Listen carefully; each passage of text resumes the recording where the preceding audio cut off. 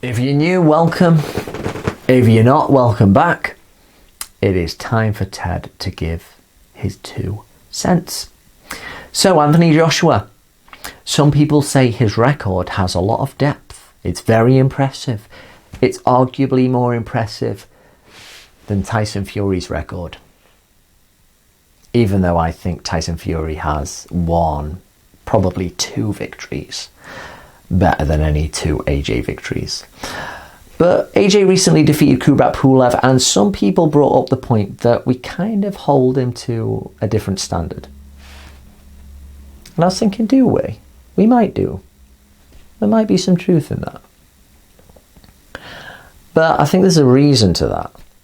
Some of it is to do with the presentation of AJ, the whole laminated Matchroom presentation. Walk into the ring with A and J ablaze like he's some undefeated gladiator god, when actually a lot of us feel he is the second best heavyweight on the planet, even if it hasn't been made official yet. Some of the criticism is objective, I feel. Those same people who say that Anthony Joshua's record has got a lot of depth and is very impressive, they often cite the amount of undefeated records that he has tarnished. Well, to flip this, if we use the more practical criteria, because we all know how easily undefeated records are built up, if we use the criteria of how good you looked in your last fight before fighting AJ, this is where Anthony Joshua's record really comes up short. Charles Martin won a vacant title on an injury.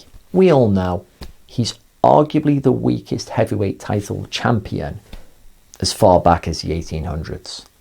Okay, so next, Dominic Breazeale. He was fighting Amir Mansour and losing against Amir Mansour until a cut in the mouth ended the fight and he was declared the winner. Did not look good in his fight before fighting AJ. Eric Molina, enough said, had already been beaten by Deontay Wilder. Not an impressive victory. Vladimir Klitschko for me is still the best Anthony Joshua victory.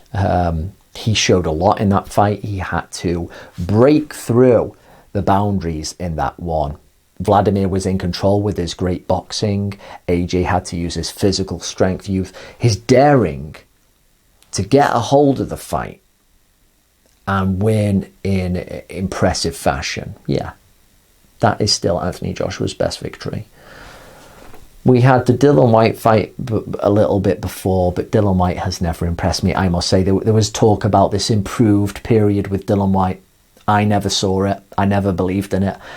And then he got one-shotted by an old Povetkin, who before that had looked very poor. Joseph Parker. I'm still a fan of Parker. I still got a little bit of a hope in me that he's going to get rid of Kevin Barry, even though it's never going to happen. He looked very poor against Hughie Fury before fighting Anthony Joshua. Who else have we got? Is there anyone else undefeated?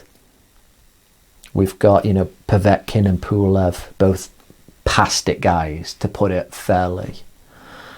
So a lot of the guys, and including them actually, their previous fight before fighting Anthony Joshua, and it even applies to Vladimir Klitschko, of course, because before that, he fought Tyson Fury 18 months before. And before that, he beat Bryant Jennings, but a lot of people agreed he didn't look great. So if you apply the how they looked before they fought Anthony Joshua criteria to his record, it really does not hold up. And some people feel that criteria is a lot more important than undefeated records. How did you look in your last fight? What was the last little memo we had regarding your ability or your ceiling as a fighter? That criteria does not suit Anthony Joshua's record at all.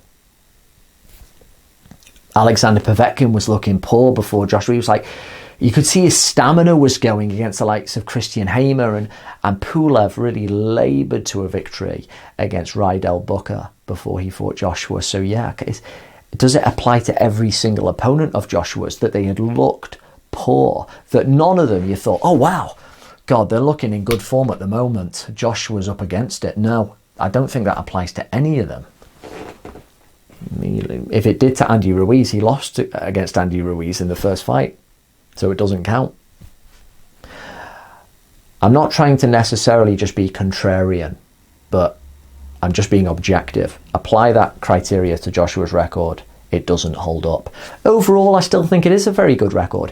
Where he deserves brownie points is the fact that he has amassed that record so quickly. He has been fast-tracked, and he has mostly overcome the hurdles despite a real lack of amateur experience. That is where Anthony Joshua deserves credit.